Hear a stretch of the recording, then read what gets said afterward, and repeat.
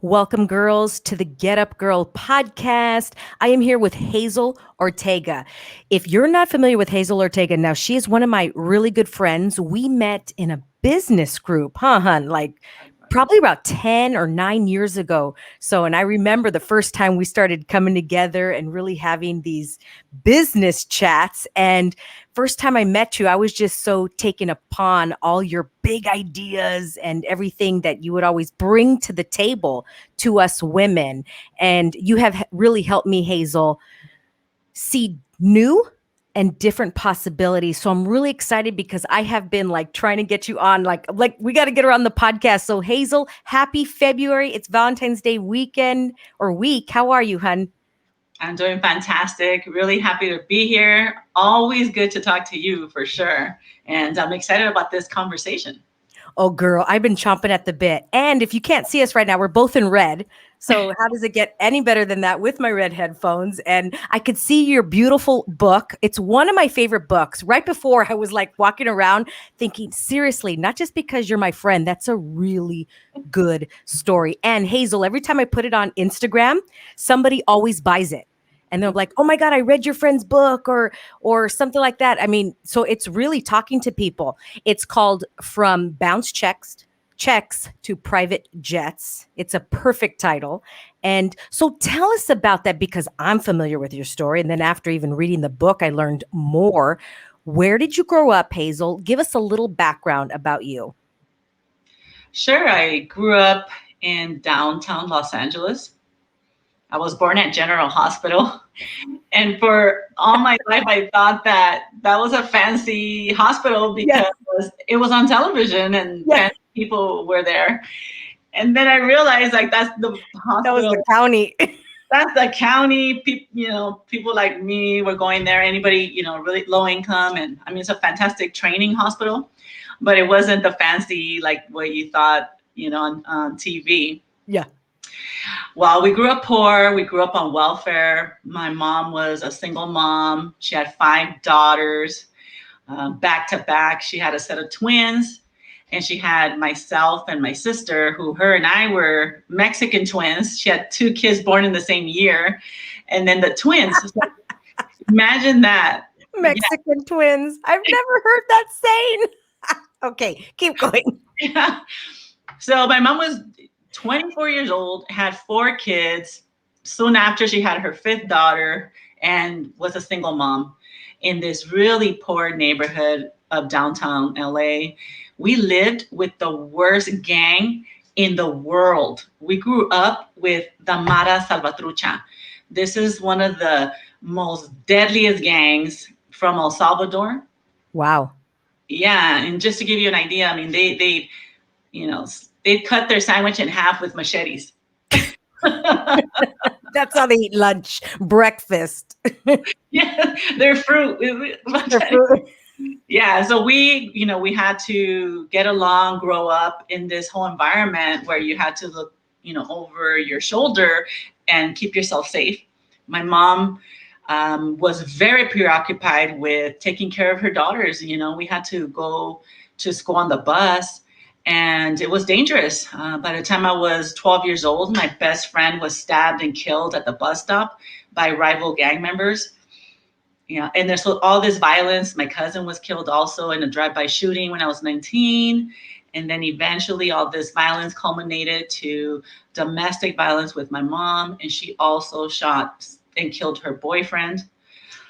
So there was a lot of chaos, drama, and trauma for me growing up. And you grew up in the projects, right? I keep saying with the X, with the projects. No, I didn't grow up in the projects. No? Okay, wait, no. So it seemed like that. Well, correct me if I'm wrong, but you lived, I'm remembering from your book, it was like a high-rise building and you kept moving from, but it was just like a low income or like one of those apartment complexes, but it wasn't the projects. It wasn't the projects. The projects are funded by government subsidies. We actually had to pay rent. I mean, it was no rent granted. And it was 60 apartment units. I think that's why you think it was a project. Yes, that's why in my head I'm thinking, okay, yeah. And then you just kept moving from apartment to apartment. You said when your mom had a new boyfriend or something like that? Yeah, so my mom married and divorced many times while I was a kid growing up. And we always stayed in the same apartment building. We just changed apartment number. I love it. I love it. That's the part I remember from the book. I just got so ingrained into it. I loved it. Okay. So now, when I met you, now just throw this out there because you were doing fairly well, right? You were doing about, and I'm going to throw this out there, about 10 grand a month ish. And you're like, I'm good. I'm doing good from where I came. And something clicked, but how did you go from in high school where you were and then to where you are today? Take us through that, Hazel. Well, just to finish off my past childhood, I didn't finish high school. I went straight to get a job, and I became a legal secretary at a workers' compensation law firm, and I helped injured workers throughout all the process that they were going through during this workers' comp claim. While I was working there for about 7 years, I became an injured worker myself. I damaged my wrist, my elbows, and my neck. And I know a lot of us that are listening here are probably working from home. And I want to tell you, it's so important. You can work a lot, but you have to make sure that it's ergonomically correct. Yeah. Because once you damage your nerves, that's permanent. It's not reversible. You could have surgery, but if you're still going to be typing and doing these things, it's going to come back. So the doctors told me that I couldn't do my job anymore. And so when I was told that I couldn't do that job anymore, which is the job that I thought I was going to have for the rest of my life, like everybody else, your goal for life is like grow up, get a good job, and then stay there and retire. Yeah. And at this time, I was making $15 an hour, and I really thought I made it. You were rolling, girl. Yes. I was like, go to the club and spend my $15 an hour check. I got the money and rolling it in. And I was really happy about that. Yeah. And in retrospect, I wonder like what was going on with me. But in reality, that concept about the small fish in a small tank, like I was really happy with that because everybody around me and everyone that I knew, no one was doing better than me. So I thought I was doing pretty good. Got right. it. So I wasn't aspiring to do anything else. I wasn't trying to get a better job. I was just happy with where I was, and I could do that for the rest of my life. Well, this shock, of being injured and not having, the ability to do that job anymore made me go back to school. That's the vehicle that I used to get myself out of poverty. Right. So yes, I was getting $15 an hour, but I was broke. I was barely getting by. And at this time, I already had 3 kids and I was married. So I had 4 kids at home, and here I am about to lose my job. So I go back to school and I just go in and I don't quit. And Joanna, I went all the way. At 30, I earned my high school diploma. And at 36, I was a psychologist. Yes. And I remember in your book, like you were saying, you were working and going to school at the same time and being a mom and cooking. I'm like, oh my gosh. And you just kept going. What drove you during that time, Hazel? Well, necessity, right? Necessity is a mother of invention, right? So I didn't have a vision. I didn't know what else to do except to go back to school. Plus I had a mentor, and I was very blessed to have mentors in my life. I had a judge in my life that encouraged me to go back to school. My boss was an attorney. He encouraged me to go back to school. And the doctor that I was seeing also encouraged me. So I thought to myself, like, all these people think that I got what it takes to do it. I'll try to do that. And one of the things I talk about, because right now, today, what I do is I help injured workers go back to school as well. After they're adults and they have these disabilities and they don't believe in themselves and they don't see themselves as successful students, right? And so I go through the process with them of creating a vision and letting them know that, it just takes, small steps create big successes. So it just take small steps. And what I did was, my first goal was to get my high school diploma. Then my second goal was to get my AA degree. My third goal was to get my bachelor's degree. And then in the end, I became a psychologist. So I couldn't say I want to be a psychologist, but I didn't even have a high school diploma. I couldn't even believe it myself. So just, and another thing, a lot of us, like, no matter what we're up to, Like if it's wanting to have a lot of money, wanting to lose a certain amount of weight, wanting to live in a certain lifestyle, Yeah. what occurs is all the hard work it's going to take to make that happen. And so then we play small. We make our goal that we thought was a big goal go back small. But in reality, at first, everything is hard, Joanna. Saving money is hard. Seeing your money in the bank when you know you have a habit of, buying anything that you want at any time you want it. Mm-hmm. That's hard. It takes something to have the discipline. Also losing weight and having, muscle definition in your body. At first it sucks, right? But then after you start to see some type of shape, your body taking shape, then you become addicted to it. Yeah. You want it. You Mm-hmm. love seeing yourself successful. You love seeing hundreds and thousands of dollars in the bank. That feels really good. But most of us don't give ourselves the opportunity to get there to the sweet spot. And everything that you're up to has the power to exponentially grow.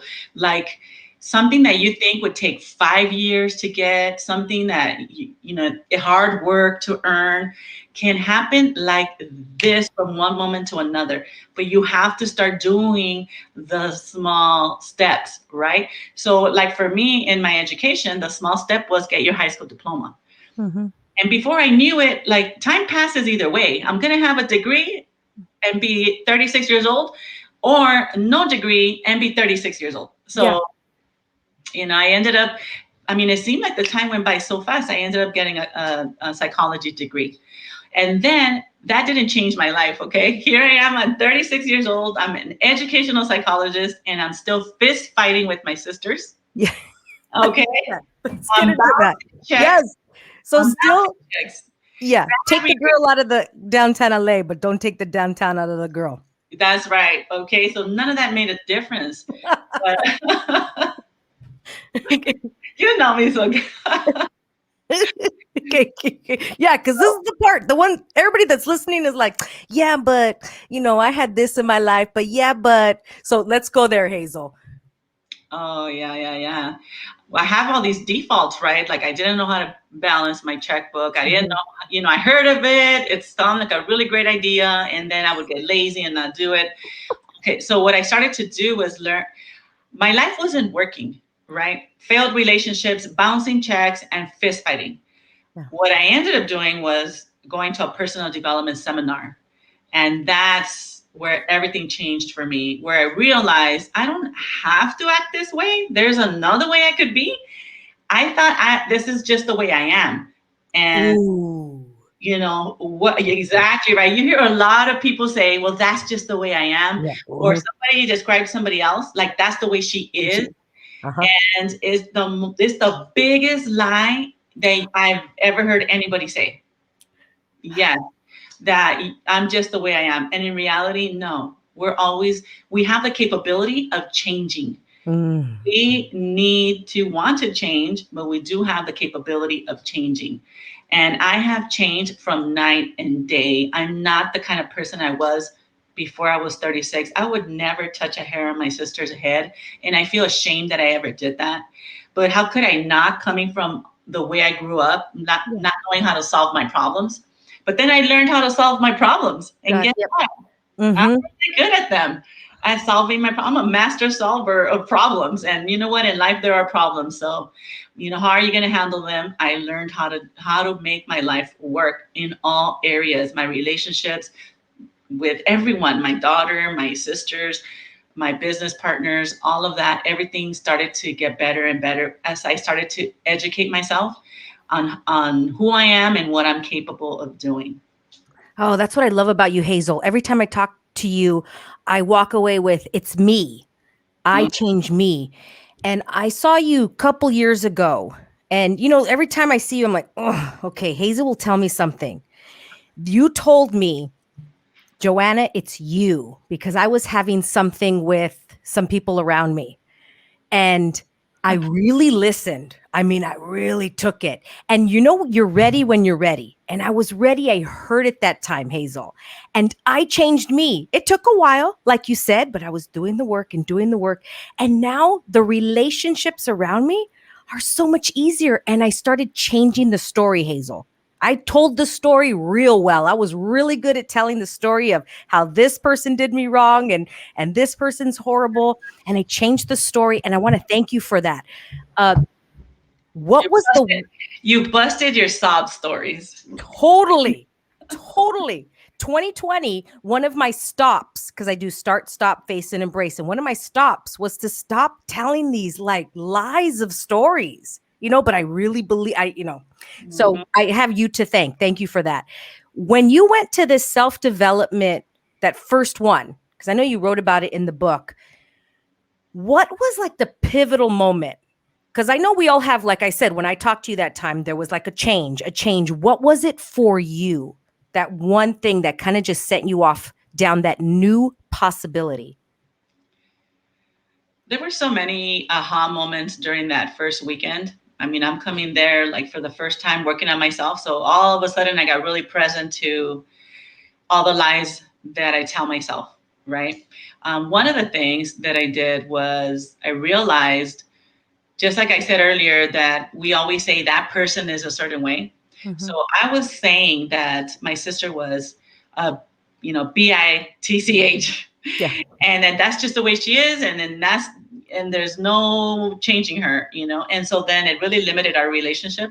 Yeah. And what I realized was that I was seeing her from a filter, that's who she was. And guess what? No matter what she did, that's all that showed up, right? Hazel. Yes, Hazel. And that was with my dad. Remember, I was like, I just saw him through a filter. Okay, keep going, hun. Yeah, those filters are amazing. So Okay, what is it? every time I called her, guess who answered the phone? Yeah, right. That one. See, That and then we got to make ourselves right, Hazel. See, I told you. I told you she's like that. Exactly, right. And so, and then I'm like, okay, well, I'm going to invite her to come to this event. I know she's not going to come. And guess what? The bee didn't show up. You know, I need this favor. I'll call her. And then, of course, the bee didn't do my favor. Uh-huh. So, what I did realize is I was focusing on how she was on the phone that time when she didn't show up and that. But there was a lot of other times that she was freaking amazing. But I didn't see that because Yeah. that didn't it's almost like like that was invisible to me. I was not present to it at all. And what I got out of that seminar, one of the first things was like, I have the most wonderful sister that anybody could ever ask for. Yeah. And I called her and I said, I'm so sorry. 36 years I've had you that you're a B, and in reality, you're the best sister that anybody could ever have. And I'm sorry for wasting all these years and withholding love from you because of this idea I had of you. In reality, you don't owe me anything. You're just basic being my sister. I love you. That's Yes. it. Yes. Yes. That was amazing for me when I started to realize what we do with filters. And then I started looking at other areas of my life and started transforming different areas. Yes. Do you feel like there's different seasons for you, Hazel, that you transform at a time, or do you kind of go for a lot at a while? You know what I mean? Well, what happens to me now is that I get it a lot quicker than Yeah. I Okay. How do you think that you get it quicker now? Why do you think? Because there's less filters. What is it for you that you're able to actualize it faster? Yeah, a lot less filters, a lot less story. And I don't dwell on my thoughts anymore. I don't Yeah. have a bunch of thoughts in there. I don't have like, oh, somebody offended me or somebody, you know, uh, didn't show up on time. They're always late, and how that makes me feel like I'm not important. I don't have any of that stuff going on. So what I say is like our brains have barbed wire all around Mhm. with beliefs and stories. And so when new information is coming, it has to make its way through all that crud, Yeah. you know. And guess what? You might get like 1% out of that. Yes. Well, once you start taking all the barbed wire off and scrubbing it down for unlearning all the bad stuff you learned, then it's like you're downloading all this information. Like, wow. I'll give you an example. I went to church with my aunt, and when I walked out of church after the sermon, I Yeah. turned to her and I said, wow, the pastor said this, and this. And I could see it happening in my life here, here, here, and here. And she said, you got all that out of that? Because she only got one thing and I got like 10 things. Yeah, because I she's get you. processing through Wow. this, and I don't have that. Yes. Okay. I'm having ahas because a little over a year ago, when my past partner broke up with me, and I was devastated. This was like a week after. And I remember I saw you at an event and I told you, and I wanted to get the sob story from you. I wanted to get the, oh, mija, that feeling. And you looked at me and you said, whatever. The guy for you would never leave you, Joanna. And it got in my heart with a little machete, mira, and twisted around. And I'm like, damn, she's right. I know, but I wanted to throw in there, I know, but because I had so much barbed wire, I couldn't see. Well, he might come back to me. He might, etc., the story. And your words, and I'm getting like warm inside right now because those words really rung for me. I couldn't hear it then yet, Hazel. I heard 1% when you told me, right? And it was like a little, and later it kept opening. It kept opening. The guy for me would never leave me. The guy for me, and I got what you meant. And I believed, and a little bit, like you said, a little bit. And I was scrubbing, and I'm scrubbing, and I'm scrubbing. And all the barbed wires came down for love. And he popped in that fast, literally, Hazel, that fast, a couple months ago. And it was easy. It was effortless. And he's way better. You know what I mean, Hazel? And I even told the story of what you said. I say those words over and over. And I'm saying this because when you're ready, you're ready. And if you heard 1%, and are you willing to scrub the rest of those barbed wires? Like, that's how I see it now. I can look back, but at least I got that 1%. And so my next season, like I was saying, I was asking you, is like my season right now, Hazel, is money. Because I'm like, I can actualize anything, girl, for everything else. It's the money that there's barbed wires there. And I'm getting really curious about what that is. So let's go into the money part. Let's get real, because if we have a lot of barbed wires, a lot of filters, a lot of separation between us and money and energy. And I know you tell me, girl, that you visualize money coming to you. You're swimming in it. It's coming out of your butt, like everything. Right? I think about you. Tell us about that. How the heck do you actualize money so quickly and easily? Yes, you just reminded me of one time many years ago, probably about 8 years ago, where we were sitting down in a meeting with our coach. And she said to us, by surprise, she surprised us to say that she was going to make all of us $1 million plus businesses. Yes. And I was angry with her, like, what? You have no right to call me, and tell me that I'm going to be a millionaire. Yeah. And I raised my hand and I told her that I did not want to be a millionaire. And she was like, so taken aback, like, why would you not want to be a millionaire? And I said, well, because millionaires, I do want to be a millionaire, but I don't want to do what it takes to be a millionaire.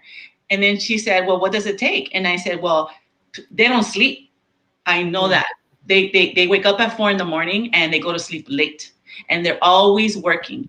And they don't see their families. And they have bad relationships. They don't even have time to take a vacation. They don't even golf. I love golfing. I'm not going to give that up for $1 million.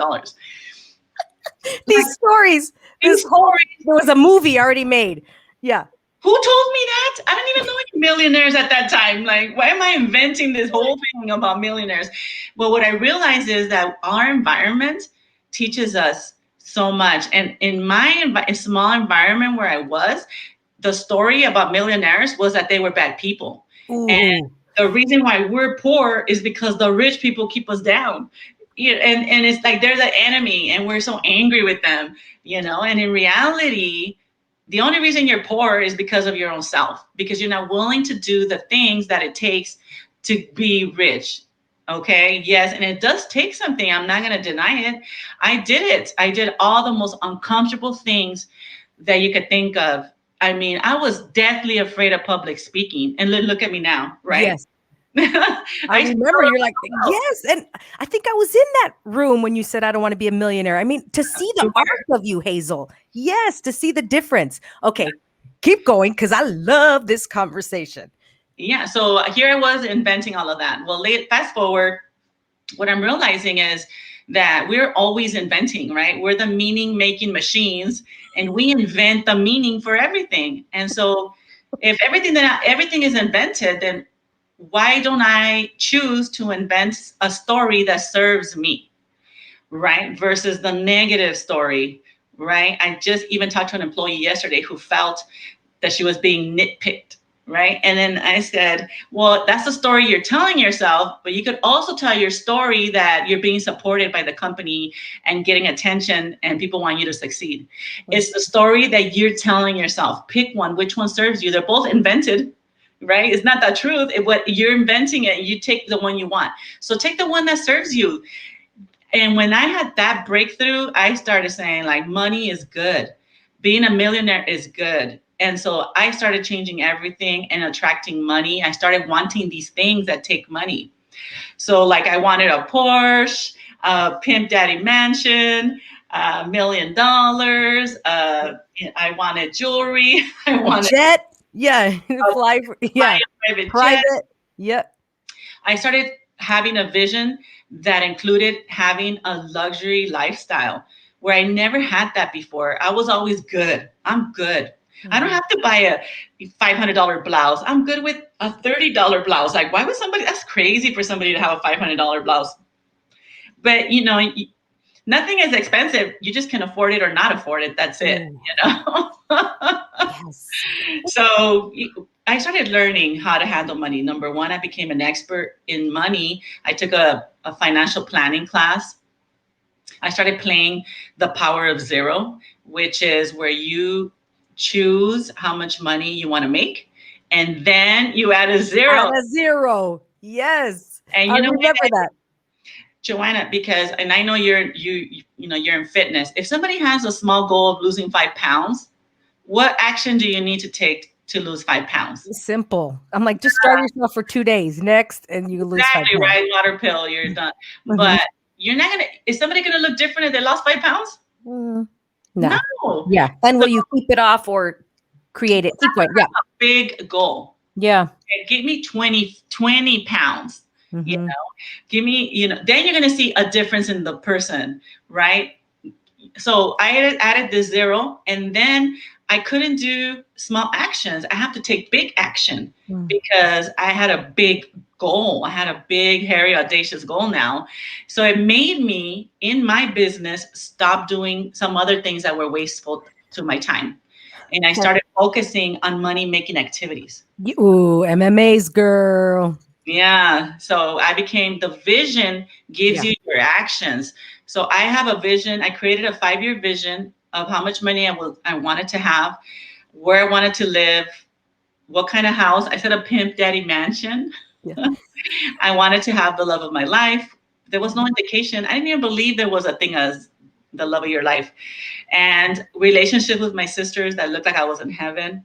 All Oh, of this, I couldn't have even created it, Joanna, if I didn't invent for myself the miracle mindset, which is what I call it today, which is if anything is possible, and I believe in God and I believe in miracles or I believe in a higher power, then what is possible for me in these areas? And then my vision was clear. Oh, you could live in a mansion if anything is possible. If it's going to take a miracle, you can have all these things because a miracle is unexplainable how it's going to happen. What usually happens in our brain when you set yourself a goal of like losing 20 pounds or saving $10,000 or getting a college degree, immediately your brain is going to say, what? You can't even read 2 pages of a book without putting it down. You can't even. You only have $100 in the bank. yeah. You fight with your boyfriend all the time. How are you gonna have the love of your life? So it immediately tells you all the reasons you cannot have those things. So you could say it, but it's gonna die. What really inspired and motivated me was creating this miracle mindset, seeing all the little details. But the trick was that I had to pretend like it already happened. Mhm. This is the only way that my brain wouldn't have that little itty bitty shitty machine telling me that's not never going to happen. You can barely pay your $1,100 mortgage. How are you going to have in a pimp daddy mansion. So what I did was I created this vision as if it already happened, and how I felt living in this house, and what it looked like to be in love, and what it felt like to have all my relationships working. And my brain started getting imprints. And then now it was actually allowing me to attract all of that to my life. And guess what? Easily and effortlessly. It didn't Mhm. cost me $1 more to increase my net worth. Yeah. It didn't cost me, I didn't go back to school to increase my net worth.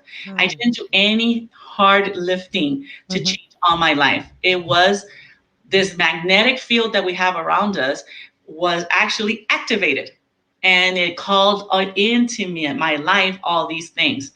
Honestly, like the people in my life, my sisters and my friends, they'll say like, Hazel, if I didn't see it, I wouldn't believe it. You are the luckiest person I've ever seen. From jackpots to business deals Yeah. to dropping weight without exercising just because I said so. Yeah. You are. You go to Vegas, you go to any casino, and just boom, it pops up. That's How right. do you do that? Do you sit and meditate? Do you just walk and do it? Do you shower and think? Like, what's your way? Well, no, no, no. I keep my integrity in my life, and I live a life that's a good, wholesome life. I don't cheat anybody. All of these, when we're living out of integrity, which means like, let's just say cheating, Mhm. right? When you're bouncing checks, when you don't pay back your debts, when you lie, when you say you're going to go somewhere you don't go, and you let people down, and you're fighting with your family, and all of these, and then you promises that you make to yourself, you let yourself down. Yep. Those are imprints that you leave on yourself, and those imprints also block you from attracting everything that is out there for you. This whole entire world was created for our pleasure, right? For having the best life we can have. But it doesn't show up because you don't know how to say sorry. You want to be right all the time. you, Mm. you're pretty much a shitty person. If you so you have to fix these areas. So what I do always is work on myself. Always checking myself. If somebody's upset with me, I, I don't care. I'm going to go there to that person, and I'm going to make that right based on what's going on over there with them. If they're saying that I'm acting in a certain way, then I take that on, and I look at myself, and I'm like, okay, why am I occurring this way to this person? And I really listen to understand, and I apologize genuinely, authentically, and there's nothing in our space anymore. So I don't carry around baggage. So I Mm. attract it. So I go to Vegas Mhm. or anywhere I am in my life. I attract the right persons for everything that I want to do. I want to make a difference in the world. I wake up and somebody invites me to be an expert role for the United Nations. Like, what? How Yeah. do I get that phone call? Miracle. Yeah, it's a miracle, right? So we are always attracting things to ourselves. And guess what? It's good or bad, right? So all we have to keep our lives in high vibe, right? So it behooves us to make amends with people, to pay our debts, to keep this lifestyle that we want. We have to be really in integrity in all areas of our lives. Don't lie to ourselves. If something's not working right away, I'll mastermind it, and I'll figure out Mm. what is happening that I'm not attracting what I know I want, because I do. Everything that I want shows up. Is a given. Like if I say chair, a chair will fall out of Yeah. my mouth. Mhm. Anything that I say, I want. So Yeah. that's the life that I live. If it's not happening like that for a certain amount of time, I know like I'm being ordinary, right? Like I'm being like ordinary. So if Yeah. life seems ordinary to me, I'm like, something's wrong. I don't want to live in that realm of ordinary. I want to live an extraordinary life. And so where I'm making a difference, I'm making an impact in the world, and if everything around me just works. When I don't feel that high vibe, I check myself. And how I do those things, I journal, I have a coach. I'm always creating my vision that I want. But what does it look like if I am in the zone? Like, what does that look like? What do I want? And it's like, then sometimes I just get reminded, like, oh yeah, I'm pretty good right now. Like, this is pretty extraordinary today. It was just like a moment. Well, yeah. Right? You remember Hazel. sometimes you get into a moment that's a Oh, long moment. yeah. After you work on yourself, It- your moments are shorter and shorter and shorter. Hence the get up girl. I'm like, my get ups used to be 6 months, 6 weeks. Now it's like 6 minutes. You know what I mean? All Five right. minutes. I'm back up. I just need a quick boom. Sometimes it's 6 seconds. It's all good. You know Yeah. what? I'll tell you something. It can be a nanosecond. In a Yes. nanosecond. Well, that's my next question, Hazel, because I consider myself pretty consciously lucky. I can create and actualize anything I want. There is a block for me with cash. Now, with money, Hazel, I can create money. So if people are going, what's the difference? For me, money is energy. So I can create free meals, free this. I mean, I get stuff all the time. Like people treat me like a queen, Hazel. So to me, that is money, right? I Yeah. can get free gas. I can get free stuff. People do things for me. Yet the cash is not there. So I go and I'm masterminding right now. Like I said, I'm in a season. Like, what is the block with the cash? What is something that you would tell me if I was just, asking you and I call you up? Yeah. Well, what I talk about money is every dollar is a soldier and it has a job, and Okay. you tell that dollar what to do. So if that soldier doesn't know what your dreams, aspirations, and what it's for, then it's going to go away. It's going to do Damn. whatever it does, right? So it's going to turn water in your hand because you haven't told the money what to do. What do you Damn. want $1 million for? What do you want that for? Well, guess what? You might want it because you want to live in a Pimp Daddy house, because you want to have a retreat lifestyle. You want to have this particular car. You want to have a life that looks like you're always on vacation. What do you want to do? Where do you want to make a difference in the world? What do you want to have $1 million for? If you don't know what you want money for, you're not going to get it. And if you do, you're not going to keep it. I heard it, Hazel. I heard it. I heard it. I visualize all the time the house that I want. I know the colors. I know the driveway. I know the car. I know everything. I'm like, it is so close. I see it on Instagram. It keeps popping up. The disconnect, what I just felt in my body is I am not communicating with my soldiers to tell them what to do. So they're like bored and confused. Yeah.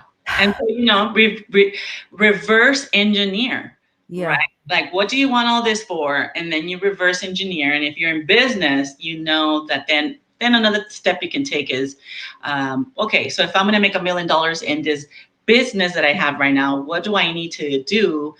And all the way back to your first 90 days. So that's how I plan everything all around my life. And that's how it's very predictable for me. So even like right now during COVID, I never really stressed out over it because I'm not here in today. I'm in the future. I already Yeah. know what my future is going to look Already like. in summer. Yeah. Mm-hmm. Yeah. So that's my vision guides me and gives me how I am today. So I'm not concerned in the small stuff. In that, oh, maybe today I didn't make the money. That's okay because I know in 5 years I'm sitting pretty. If not Yeah. 5 years, sooner than that, because in this sixth field, we exponential growth and everything can come at any moment. Somebody can come and knock on your front door and hand you a contract that'll change your life. Anything can happen. Miracles happen. I don't worry about my situation right now and that I haven't reached all my goals. It's going to happen, no doubt. Okay, Hazel. I think that I'm living in the future. I think too comfortably sometimes where I'm like, I'm good. And then I use that as a distraction to then not do the small things that are required to get there. I measure everything. So I know that what I do today is going to ensure that I'm going to meet my goal. And if I don't do these things, then it's not going to happen.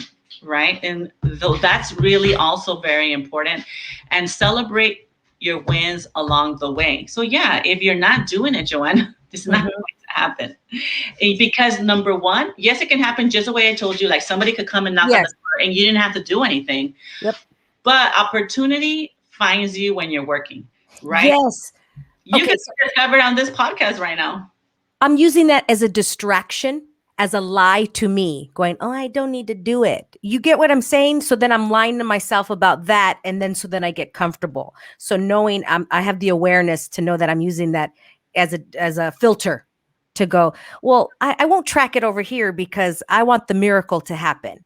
Does that make sense, Hazel? You get what I'm saying? Well, the miracle is not, the miracle mindset is not for you not to do the things that you're supposed to do, right? So you tell the universe what you want. And then the other part of that is that you could do one little thing towards everything that you want. So, for example, I wanted to be the largest workers' compensation counseling center in California. Mm-hmm. Well, I had to get more specific than that. I wanted 26 offices.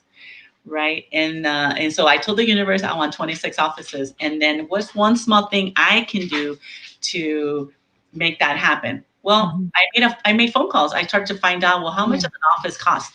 And so I Yes. made a bunch of phone calls. And what I realized was like, I can't afford 26 offices. And then I thought, well, maybe 10, maybe 10. And then I'm like, no. And then somebody called me a few weeks later and said, hey, you called us and asked us how much the rent was, but then you never called back. And I said, honestly, I can't afford it. I can't even afford 10 because I was asking for 26, like one of those Regis places. Yeah. I was asking for 26, right? Anyhow, I said, I honestly can't afford it, and had real authentic conversation. That person called me back and said, I spoke to the owner and he said that you can have all the offices for free. Mm. Okay. So I did something, Yes. right? I made the calls. So, Yeah. yes, the heavy lifting, the universe is going to do it. What I would tell you to do, Joanna, is do a small thing. Do your small steps. What's the next small step that you can do? Those little small steps add to really big advances. So always do your next thing. Be doing, doing, doing. Don't avoid. If Yeah. I have something on my planner, I think you recognize. Yes, I know that planner well, girl. I've been doing this for 10 years. Girl, you and I, right? Yeah. And I don't put a bunch of things in here that I'm going to do. I have 10 max things I'm going to do in the quarter, okay? My projects. And then in my daily to-dos or my monthly to-dos, it never expands more than 10. And then sometimes in one day, it's only one thing. Okay, so don't overwhelm yourself. Yep. And it's a tiny thing that you can do towards each one of those things. And all of that will add up. And you know this because you know it from the fitness perspective, perspective, right? Like if you just cut out the sodas or the sugar, you can eat everything else. Well, that small step is going to make you lose a lot of weight. Yeah. It's gonna add up. Yeah, I heard it. I heard it this time. I get it because I have the awareness now. I have the aha that I was totally distracting myself with using that. Look, Thank you so much. I hope everybody else listening too. By 2024, 10 million. 10 yeah. million people? Dollars? Oh, Dollars. dollar bill, y'all. Okay. I was like, books? Well, I Okay. don't know. I'm not thinking how much harder can I work so I can get a $10 million. I'm not doing that. I'm just trusting that that's happening and I'm doing my small things that I can do. And I know that opportunity will find me, right? You never know what anything can happen. Like somebody could just come up to you and say like, Joanna, I love your podcast. I want you to do that on a live TV. And Yes. I'm going to give you your own show at 3:00 Monday through Friday. Yes. Got it. Yeah, but I got to do the things to get there and knowing the awareness of where I'm blocking myself in the barbed wire. Yeah. Don't even do your little things. Do my little things. Stop Yes. thinking. Stop thinking. Tell me, yell, see everybody, see what she does. I love it. Hazel, yes, with me, girl. Because every time I need my little Hazel, oh, so good. So good.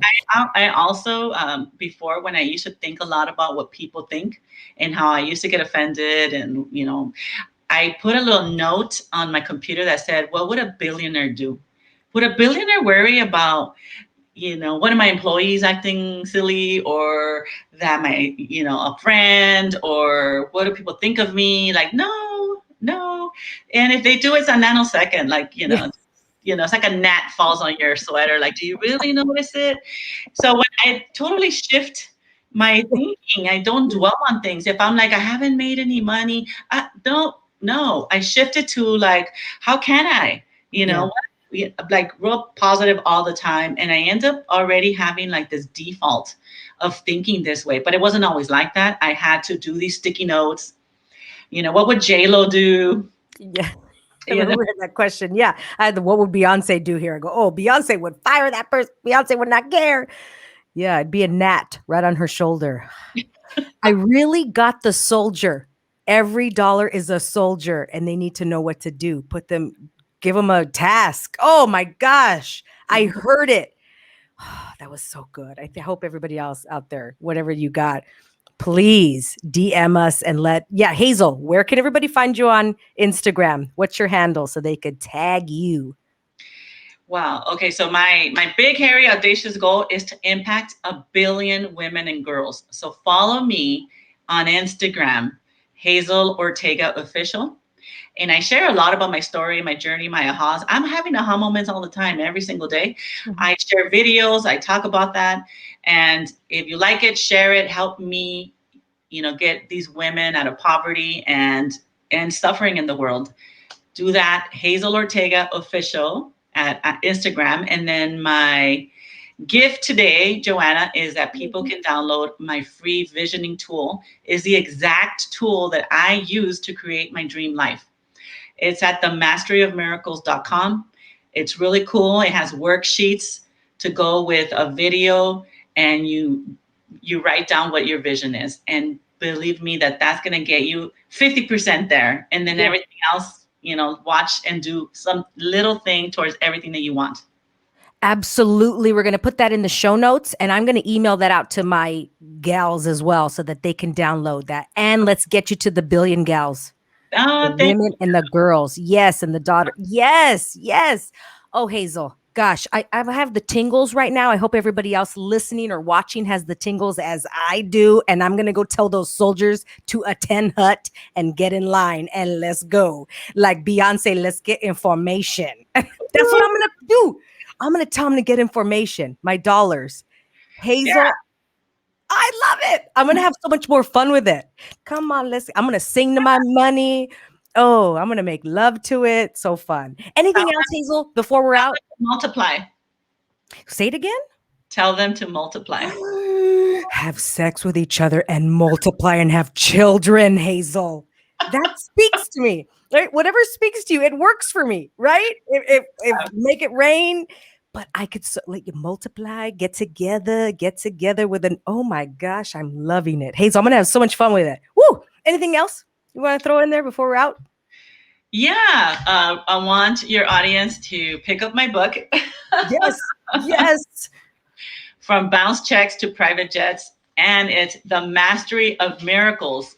It's how you can bring miracles into your life so that your life is unrecognizable. Pick it up. I'm telling you, you won't put it down. It's a quick, easy read. I read it in about 2 days. For me, that's quick. Okay. Cause I'm like a 10 page there, here, there. I'm telling you. And I told Hazel 42,000 times. I'm going to tell her again. She's got to make a movie out of this book. I'm telling you, y'all. It's so good. Yeah. And I'm like, J-Lo can play somebody and this person can play somebody. We're going to put it out there. It's so good. Hazel, I love you. I appreciate you dearly. You have been a pivotal person in my life that helps guide me. You're my Yoda. And I want to say thank you. And thank you for being here today and sharing your story with all of us. Well, thank you for having me and helping me impact 1 billion girls or more. Keep on doing what you're doing. Will do, baby. Love you. And bye, everybody. Remember, gal.